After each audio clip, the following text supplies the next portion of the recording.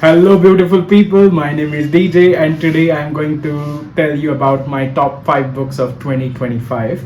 I read a total of 18 books this year. It has been a good year so far.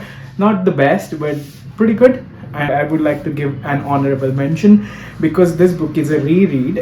I read Hunger Games by Suzanne Collins 15 years ago. I binged through all 5 books in this series, and this book is 5 of 5 stars. Not all the other books are 5 of 5, but this is a dystopian story about Katniss Everdeen, a girl who is 16 years old, I think, and in this messed up world where children are put to fight against each other in sort of an arena, and this crowd of capital dweller losers, rich billionaires, are watching it live telecast while these children are forced to survive by killing each other just so that they can feed the district that they come from. It's a massive story, and you can find a lot of relatable things in current society.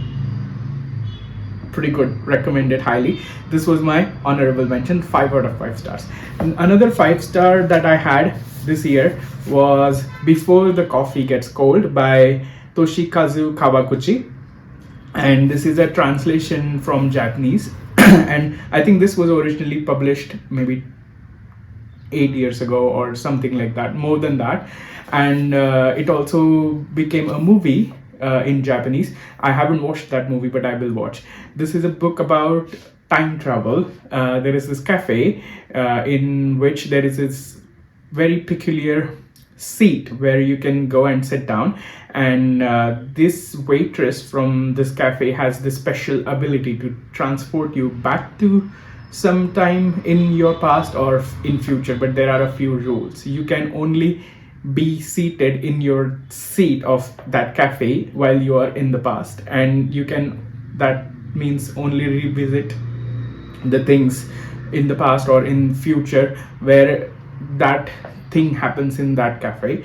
Also, you have to drink all your coffee before it gets cold when the waitress serves you the coffee. That assures you that you will come back in the present time, otherwise you will be stuck in the past or the future. So it's pretty interesting and it's pretty heart-wrenching. Some of the stories, some lost loved ones, some people who want to go and check out their future, if they have a future with their loved one or not. It's a pretty solid book. It's a very wholesome book. It can be recommended to anybody. I think that's the best part about this book. You can read it no matter who you are. And I'm reading the second book in this series. I'm already like 50 pages in, and I'm enjoying that one as well. So this was a 5 star. Do recommend. Then other books are not 5 star, but the 4.5 star book that I read this year was another book called Strange Pictures by Uketsu. Uketsu is a Japanese YouTuber who kind of makes really creepy videos in this mask and this bodysuit, like black bodysuit, and it's very strange, the appearance of this person.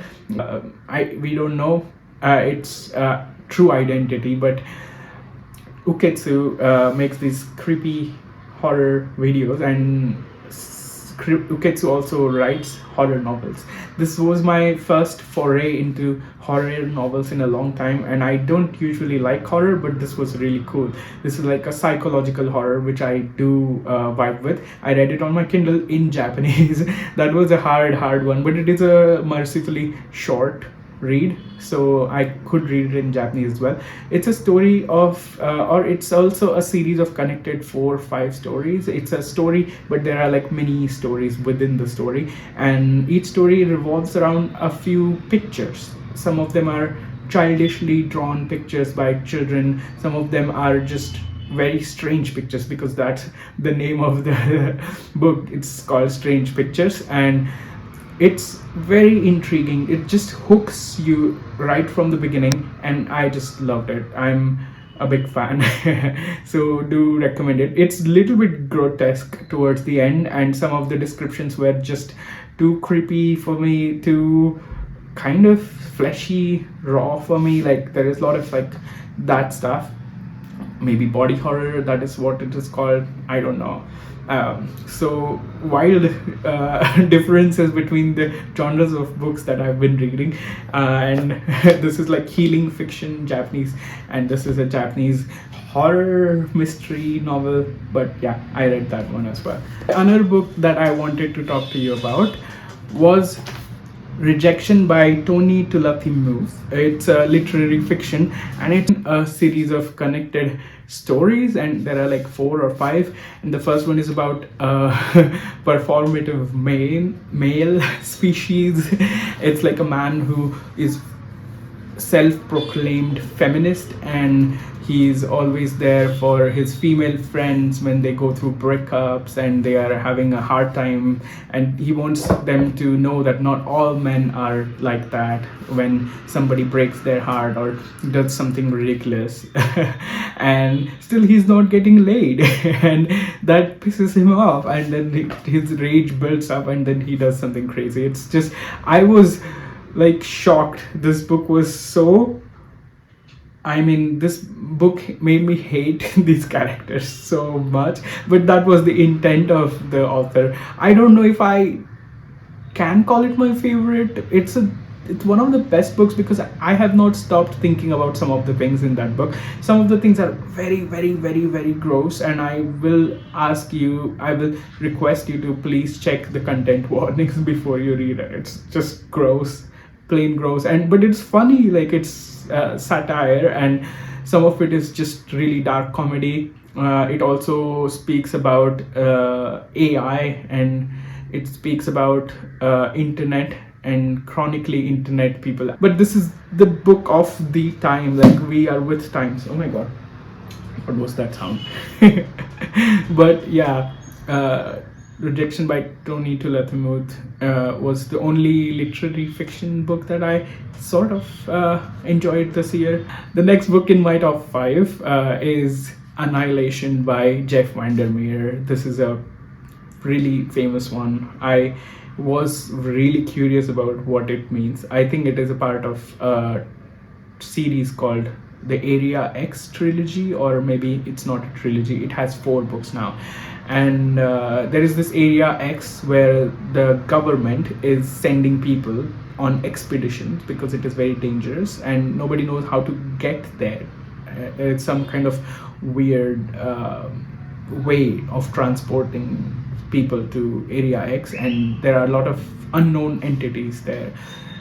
Some biological horror happening, some trees, creepy crawlies kind of are alive. I don't know what is happening in it, but this is another kind of psychological horror mystery sci-fi mix of genres, and I liked it. It was creepy and I really liked it. I also like the sad undertones of the story. The protagonist is a woman who has lost her husband, and she decides to go on this expedition. She's a archaeologist, I think. No, she's not an archaeologist. She's a meteorologist. I don't know. Some logist. Like these people are supposed to be experts. Like there are 4 other women, I think, and all of them are experts in their fields. And this expedition of 5 people go, and there is a woman who is their leader. And there's like a lot of mind games going on. There are a lot of interesting things happening around when they camp at the first point in Area X, and some gross stuff also happens. Again, like somebody's foot gets severed or something like that. Some crazy stuff happens, and I enjoyed reading it. That was book number 5. And another little book that I wanted to mention, like honorable mention. This was another kind of crazy book.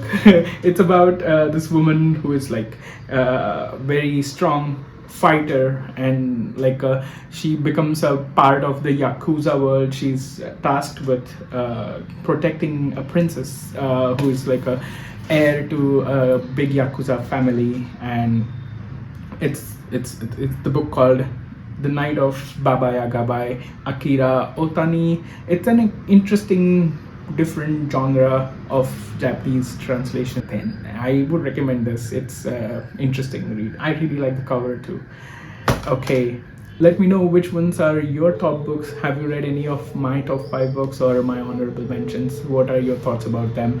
If you do not agree with me, I would like to know even more. I would like to chat with you in the comments. Please let me know. And if you found this video randomly on your feed, please subscribe. And I will talk to you next year. Have a really good New Year's Eve and start of the new year. Bye.